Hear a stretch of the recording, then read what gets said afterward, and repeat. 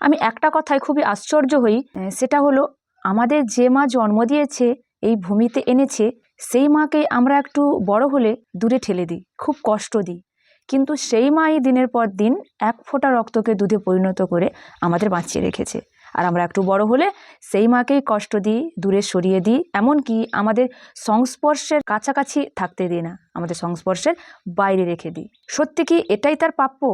এটার জন্যই কি আমাদের এত বড় করে তুলেছিল, পৃথিবীর আলো দেখিয়েছে, এত বড় করেছে, শুধুমাত্র আজকের এই অবহেলার দিনটা দেখার জন্য?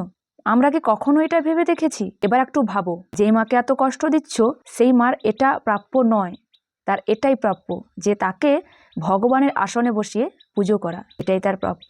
তুমি কি এটাই ভাবছো যে তুমি অনেক ভুল করেছো, এখন তুমি কি করবে? তোমার এখন একটাই করার, যদি মাকে দূরে সরিয়ে রেখেছো, এখনই যাও মায়ের কাছে ক্ষমা চাও, মাকে নিয়ে কাছে রাখো আর অনেক স্নেহ মমতা দাও। এখনো অনেকটা দেরি হয়ে যায়নি।